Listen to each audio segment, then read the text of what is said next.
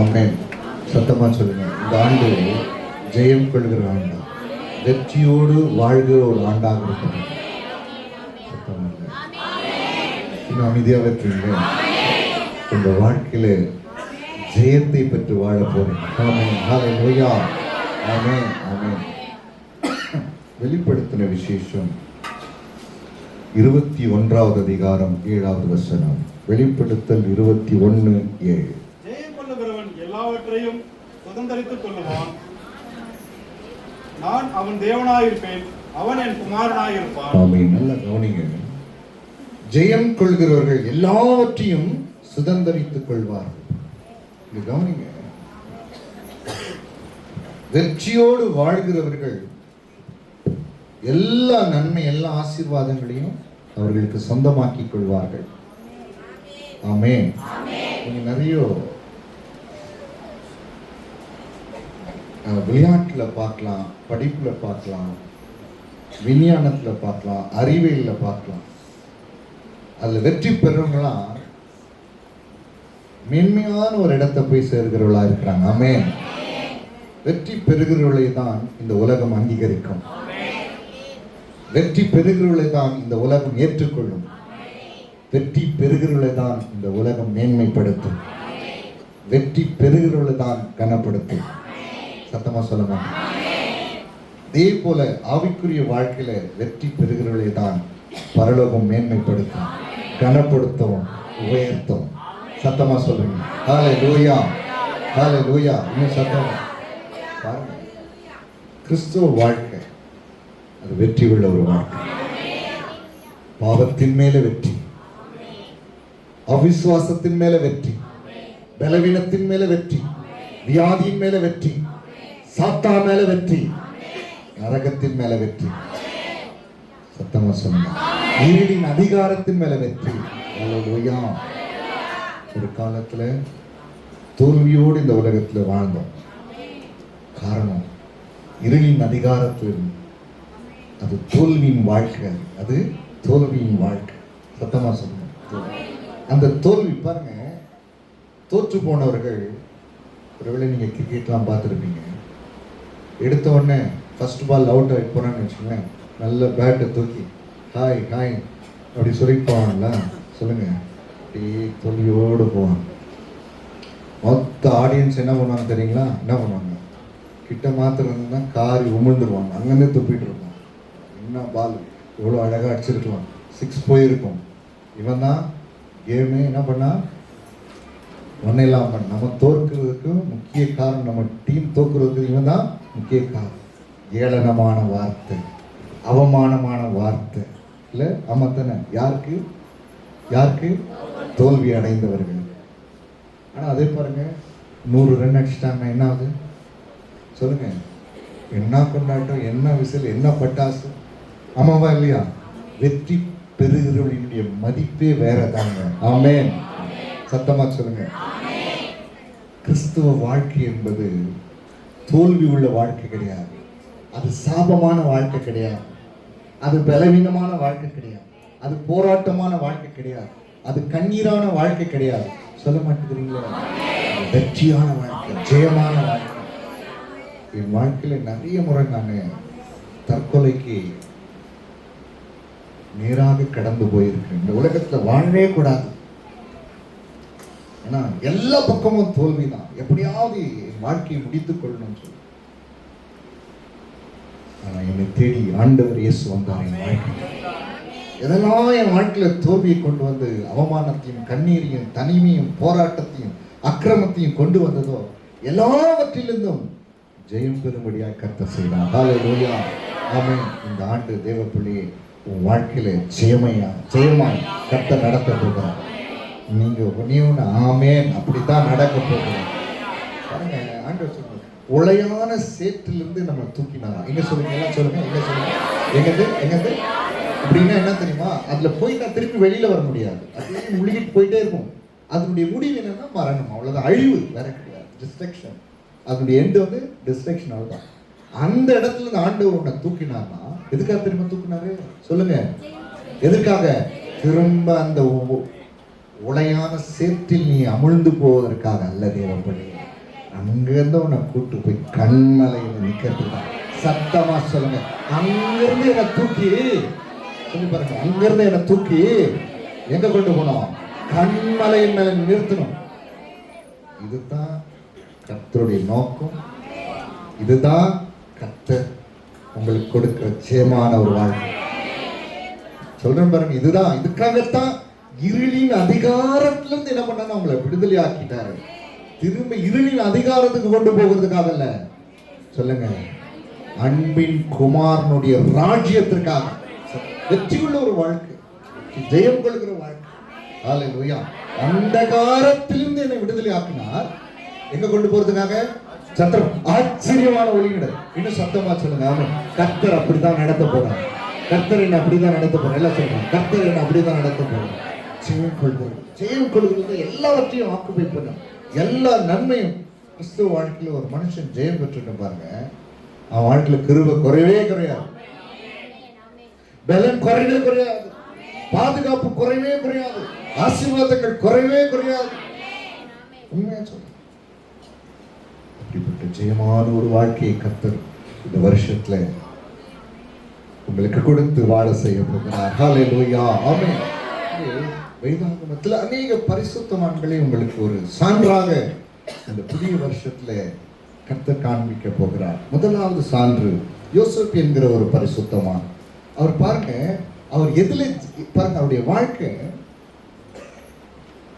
பாவத்துல அப்படியே சிக்கி இருக்கு. அப்படியே பாவத்தை உள்ள போனா இழுத்துரும் அந்த பாவம்.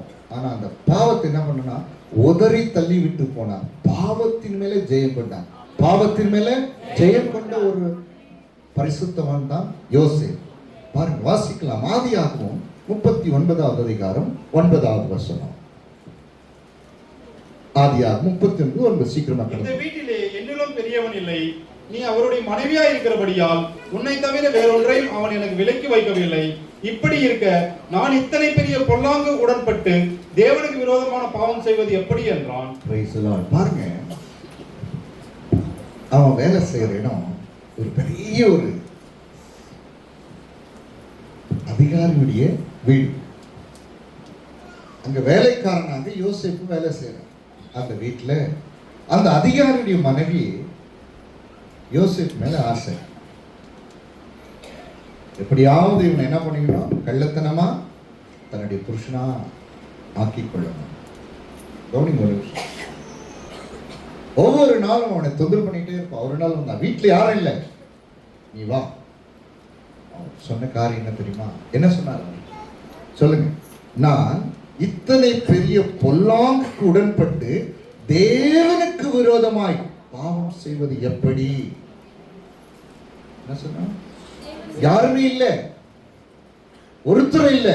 எல்லாம் கவனிங்க. பாவம் செய்கிறதுக்கு எந்த தடையும் இல்லை, யாருமே இல்லை. பாவம் செய்யலாம், யாரும் பார்க்கல. ஆனா அவன் என்ன சொன்ன தெரியுமா? இது தேவனுக்கு விரோதமான பாவம், நான் செய்ய மாட்டேன் என்று சொல்லி அவன் வஸ்திரத்தை பிடித்து இழுக்கும் போது அந்த வஸ்திரத்தை அங்கேயே விட்டுட்டு உதறிட்டு ஓடிட்டு போனான். பாவத்தின் மேலே ஒரு வெற்றி. ஹல்லேலூயா. அது ஜெயம் கொள்கிற மகத்துவமான ஒரு வாழ்க்கையை கொடுக்கிறவதா இருக்கிறது. ஆமென். இப்படி வாழ்ந்ததினால்தான், நல்லா கவனிங்க, யோசேப்பு என்ன தெரியுமானாரு? வேலைக்காரனா இருந்தவர் அந்த நாட்டுக்கு அதிபதி ஆனார். Praise the lord. ஆமென். எப்படி சொல்லுங்க? வேலைக்காரனா இருந்தவன் அந்த நாட்டுக்கு அதிபதி. எப்படி மாறினா? ஜெயம். சொல்லுங்க, ஜெயம். பாவத்தின் மேல ஒரு ஜெயம். சத்தமா சொல்லுங்க, பாவத்தின். இன்னைக்கு புதிய வருஷத்துல ஒரு தீர்மானம் பண்ணுங்க, நான் பாவத்தின் மேல ஜெயம் எடுக்கிற ஒரு வாழ்க்கையை வாழ போகிறேன். பாவம் என்னை அடிமைப்படுத்தாதபடிக்கு அதன் மேல ஒரு ஜெயத்தை நான் என்ன பண்ண போறேன்? எடுத்து வாழ போறேன். ஆண்டவரே, எனக்கு உதவி செய்யுங்க, என்னை பலப்படுத்துங்க, உங்களுடைய வல்லமையினால நிரப்புங்க. நீங்க கேளுங்க. அப்படிப்பட்ட ஒரு வாழ்க்கையை வாழ்வீங்கன்னு சொன்னீங்கன்னா, சொன்ன பாருங்க, ஒரு வெற்றி உள்ள ஒரு வாழ்க்கை. ஆமென். ஜெயம் கொள்கிறவர்கள். இப்படி நீங்க ஜெயம் எடுத்து பாருங்க, எல்லா நன்மைகளும் உங்களுக்கு வந்து சேரும். சத்தமா சொல்ல மாட்டேங்கிறீங்களே? ஹalleluya. அடுத்த ஒரு பரிசுத்தமான் ஆபிரகாம். சரிங்களா? ஆதியாகமம் 12வது அதிகாரம் 4வது வசனத்தை வாசிங்க. ஆதியாகமம் 12:4. சீக்கிரமா கடந்து போயிடலாம். கர்த்தர் ஆபிரகாம் சொன்னபடியே அவன் புறப்பட்டு போனான், லோத்தும் அவனோட கூட போனான். நல்ல கவனிங்க. கர்த்தர் ஆபிரகாமுக்கு சொன்னபடியே அவன் புறப்பட்டு போனான். முதல்ல யோசித்து பார்த்தோம். பரிசுத்தமாய் வாழ்ந்து பாவத்தின் மேல் ஜெயம் பெற்ற ஒரு பரிசுத்தமானாய் வாழ்ந்ததினாலே அவர் பெரிய அதிகாரியா உயர்த்தப்பட்டார். ஆமென். இங்க இரண்டாவது பார்க்கிறோம், ஆபிரகாம் என்கிற ஒரு பரிசுத்தமானை குறித்து நம்ம பார்க்கிறோம். நல்லா கவனிங்க, ஒரு நிமிஷம் கவனிங்க, நல்லா கவனிங்க ஒரு நிமிஷம். கர்த்தர் சொன்னபடியே அவன் செய்வான். நல்லா கவனிங்க. கர்த்தர் சொன்னபடியே கர்த்தர் என்ன சொன்னாங்க?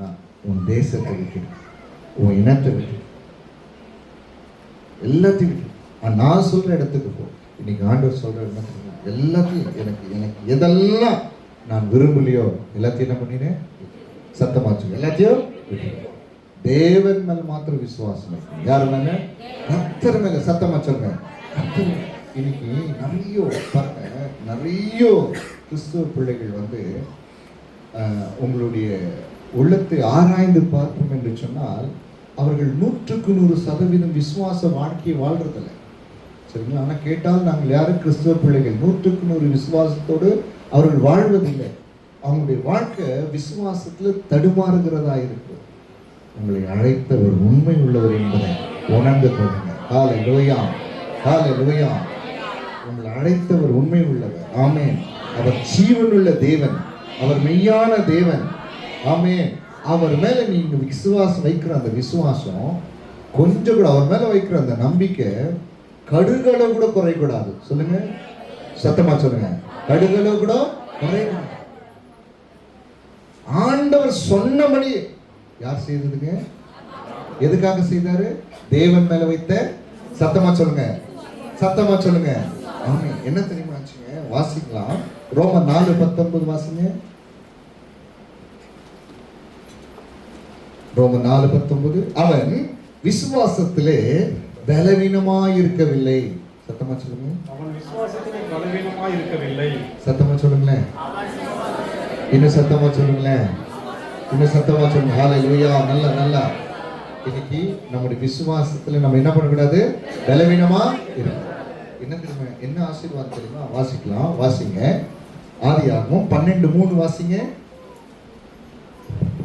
உன்னை ஆசீர்வதிக்கிறவர்கள் ஆசீர்வதிப்பேன், உன்னை சபிக்கிறவனை சபிப்பேன், பூமியில் உள்ள வம்சங்கள் எல்லாம் உனக்கு ஆசீர்வதிக்கப்படும்.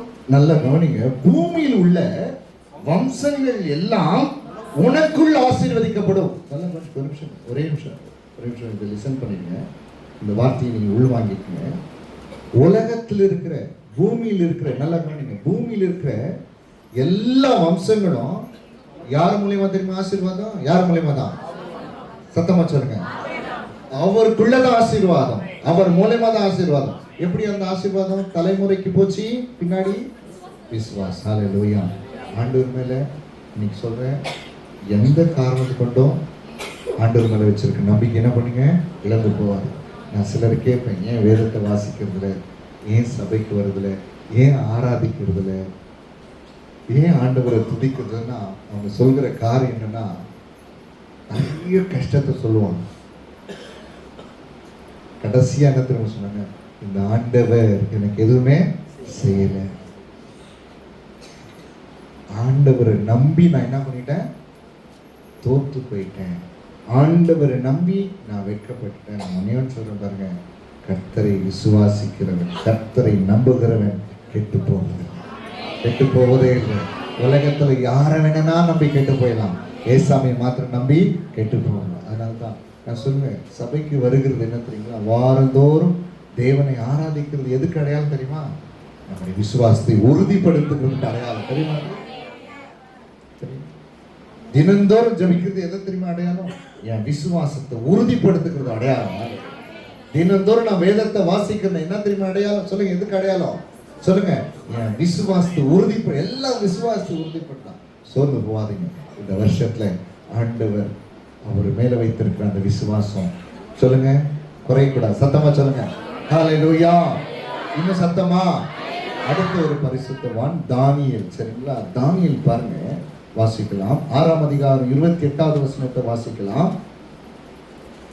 தானியேலின் காரியம் ஜெயமாய் இருந்தது. சரிங்களா? தானியேல் காரியம் ஜெயமாக இருந்தது. அதே தானியேல் 6ஆம் அதிகாரம் 3ஆம் வசனத்தை பார்க்கும்போது, தானியேல் பிரதானிகளுக்கும் தேசாதிபதிகளுக்கும் மேற்பட்டவனாய் இருந்தான், தானியேலுக்குள் விசேஷித்த ஆவி இருந்தது. ஆமென். நல்லா கவனிங்க. ஒரு பெரிய உயர்ந்த ஒரு ஸ்தானத்துல தானியேல் இருந்தார். கவனிக்கிறீங்களா? நல்லா கவனிங்க. ஒரு நிமிஷம் கவனிங்க, ஒரே நிமிஷம் கவனிச்சு. தானியேல் வாழ்ந்த அந்த காலம் என்பது, ஒரு நிமிஷம் கவனிச்சுட்டு நான் சொல்லிடுறேன். காலம் என்பது ஆலயம் இல்லாத ஒரு தேசம், ஆராதனை இல்லாத ஒரு தேசம், ஆசாரியர் இல்லாத ஒரு தேசம். அது நல்லா கவனிங்க. ஆலயம் இல்லை, ஆராதனை இல்லை. ஆனா கூட தானியேல் அவர் என்ன செய்தாலும் அப்படியே நடந்துச்சு. அவர் வேலை செய்த இடத்துல அவர் தான் ஹையா இருந்தார். என்ன தெரியுமா சொல்றேன்? நல்லா கவனிங்க. சிங்கங்கள் அவரை சேதப்படுத்தாதபடிக்கு அவரை தூக்கி எங்க போட்டாங்கன்னா சிங்க கபியில போட்டாங்க. ஆனா கூட அந்த அவருக்கு என்ன ஆகல, ஒரே செயல். இதெல்லாம் ஏன் தெரியுமா நடந்துச்சுன்னா, அவர் சரிங்களா தன்னை தீட்டுப்படுத்தாதபடிக்கு தன்னை காத்து கொண்டார். வாசிக்கலாம். 1ஆம் அதிகாரம் 8வது வசனத்தை வாசிங்க. தானியேல் 1:8 சீக்கிரமா வாசிக்கலாம். தானியேல் ராஜாவின் போஜனத்தினாலும் அவர் பானம் பண்ணும் திராட்சை ரசத்தினாலும் தன்னை தீட்டுப்படுத்தாதவன் என்று தன் இருதயத்தில் தீர்மானம் பண்ணிக்கொண்டு தன்னை தீட்டுப்படுத்தாதபடி பிரதானிகளின் தலைவனிடத்தில் வேண்டிக் கொண்டார். நல்ல கவனி, ஒரு நிமிஷம் கவனிங்க. நம்ம ஜெயம் இருக்கு பாருங்க, நம்ம வெற்றி இருக்கு பாருங்க. கிறிஸ்துவ வாழ்க்கை வெற்றிலாம் சரிங்களா, இப்படிப்பட்ட காரியங்களை நம்ம ஃபாலோ பண்றதுனால தான் கிடைக்கும். நல்லா கவனிச்சுங்க. நான் அடிக்கடி சொல்கிற காரியம் ஒண்ணுதான். சிலுவை போட்டுக்கிட்டா கிறிஸ்தவர்கள் கிடையாது. நான் சொல்றேன் பாருங்க, பேரை மாத்திக்கிட்டா கிறிஸ்தவம் கிடையாது. அந்த மதத்துல இந்த மதத்து வந்தா அது கிறிஸ்தவம் கிடையாது. வாழ்க்கையில மாற்றங்கள் வேணும், நம்முடைய குணங்களிலே மாற்றங்கள் வேணும். ஹல்லேலூயா, ஆமென். உலகத்தில் இருக்கிற மற்றவர்களுக்கும் கடவுளுடைய பிள்ளை என்று சொல்கிறவர்களுக்கும் நிறைய வித்தியாசம் இருக்கணும். ஆமென். இந்த தானியேல் என்ன பண்ணாரா, நல்லா கவனிங்க ஒரு நிமிஷம். அவர் அந்த ஹைலி பொசிஷன்ல போறதுக்கு காரணம், அவர் ஜெயமா, அவருடைய காரியம் எல்லாம் ஜெயமா இருந்தது காரணம் தெரியுங்களா, தன்னை தீட்டுப்படுத்தல. நல்லா கவனிங்க. உலகத்தால் தீட்டுப்படுத்திக் கொள்ளாதீங்க. உலகத்தால் உங்களை என்ன பண்ணாதீங்க, கரைப்படுத்திக் கொள்ளாதீங்க. அது மாத்திரமல்ல, எந்த சூழ்நிலையிலும் தானியேல் என்ன பண்ணுவாராம் தெரியுமா, முழங்கால் படிட்டு தன் தேவனை நோக்கி ஜெபம் பண்ணுவார். என்ன பண்ணுவாராம் சொல்லுங்க, எல்லாம் சொல்லுங்க. எந்த சூழ்நிலையிலும், சத்தமா சொல்லுங்க, எந்த சூழ்நிலையிலும் எல்லாம் சத்தமா சொல்லுங்க. எந்த சூழ்நிலையிலும் தானியேல் முழங்கால் படிட்டு தன் தேவனை நோக்கி ஜெபம் பண்ணி ஸ்தோத்திரம் பண்ணுவாராம். இதெல்லாம் தான் தானியேலுடைய வாழ்க்கையின் வெற்றிக்குரிய ரகசியங்களாக இருந்தது. ஹல்லேலூயா, சத்தமா. 6ஆம் அதிகாரம் 10வது வசனத்தை சீக்கிரமா வாசிங்க. தானியேலோ வென்றால் அந்த பத்திரத்தில் கையெழுத்து வைக்கப்பட்டது என்று அறிந்த போதிலும் தன் வீட்டுக்குள்ளே போய் தன் மேலறையிலே எருசலேமுக்கு நேராக பல கனிகள் திறந்திருக்க அங்கே தான் முன் செய்தபடியே தினம் 3 வேளையும் தன் தேவனுக்கு முன்பாக முழங்காற்படியிட்டு ஜெபம் பண்ணி ஸ்தோத்திரம் செலுத்தினான். நல்லா கவனிங்க. தான் முன் செய்து வந்தபடியே தினம், சத்தமா சொல்லுங்க, எல்லாம் சொல்லுங்க, தினம். இன்னும் சொல்லுங்க, எல்லாம் இன்னும் சத்தமா சொல்லுங்க. தினம் 3 வேளையும் என்ன பண்ணுவாரா, தன் தேவனை சொல்லுங்க, தன் தேவனுக்கு முன்பாக முழங்கால் படிட்டு ஜெபம் பண்ணி ஸ்தோத்திரம் செலுத்தினான். ஒரு சூழ்நிலை வந்துச்சு, யாருன்னா ஜெபம் பண்ணா எங்க போட்டுருவேன். அந்த சூழ்நிலையிலும் என்ன பண்ணாங்களா சொல்லுங்க, ஜெபம்.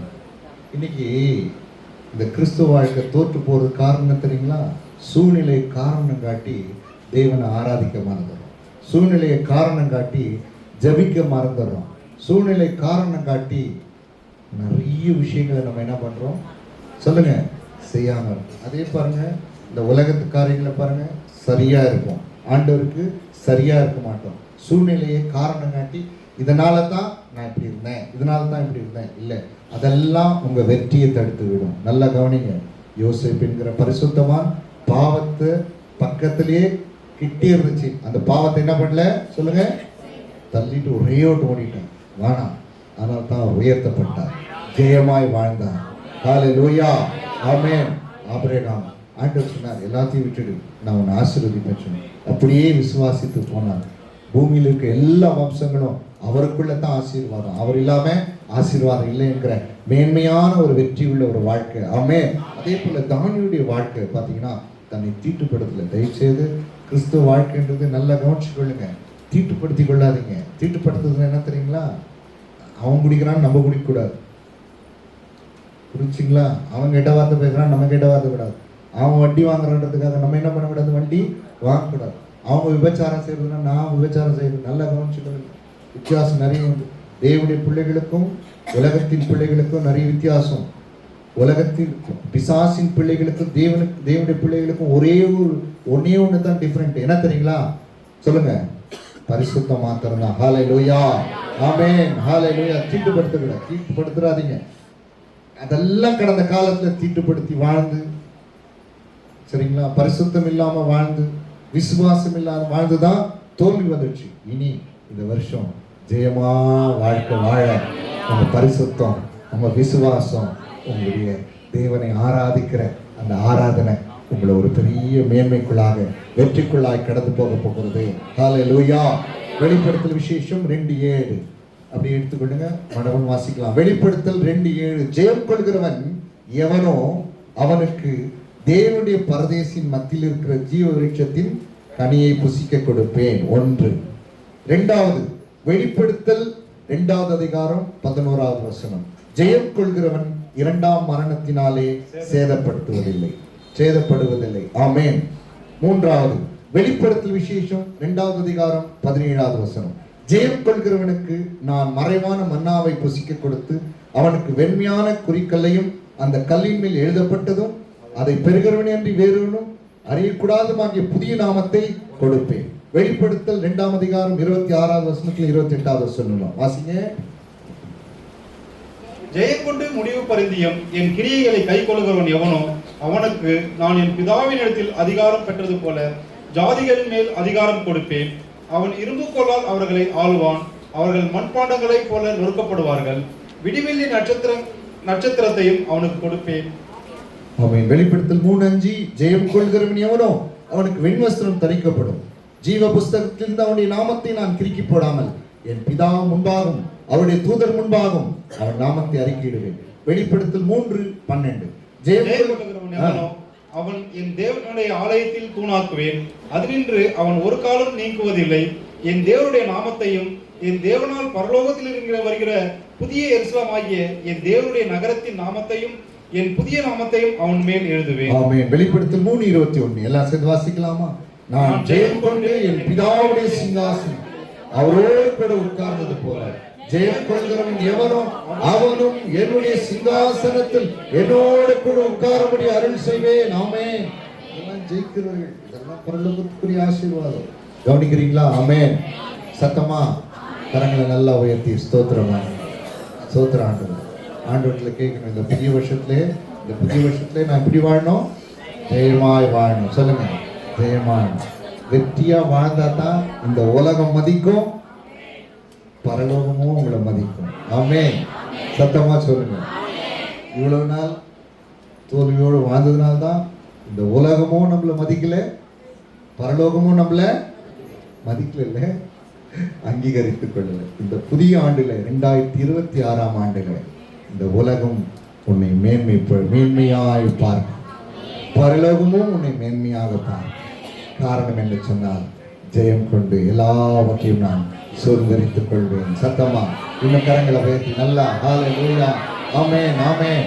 கர்த்தர் அந்த வெற்றி உள்ள ஒரு வாழ்க்கை கொடுக்கும்படியாக இந்த வருடத்தில் அப்படியா உங்களை ஆசீர்வதிக்க போறார். எல்லா கரங்களை நல்லா உயர்த்தி ஸ்தோத்திரம் ஆண்டவரே. இன்னும் நல்லா இன்னும் 2 நிமிஷம். ஸ்தோத்திரம் ஆண்டவரே. தோல்வியான வாழ்க்கை வேண்டாம் ஆண்டவரே. தோல்வியான வாழ்க்கை வேண்டாம், தோல்வியான வாழ்க்கை வேண்டாம். வெற்றியுள்ள ஒரு வாழ்க்கையை சுதந்திரித்துக் கொள்ளபடியால், இந்த வருஷத்தை எனக்கு ஆசீர்வதித்து கொடுக்கிறபடியால் உமக்கு நன்றி சொல்ற ஆண்டவரே, இயேசு ராஜாவின் நாமத்தில் பிதாவே, ஆமென். Price the Lord. சந்தோஷமா?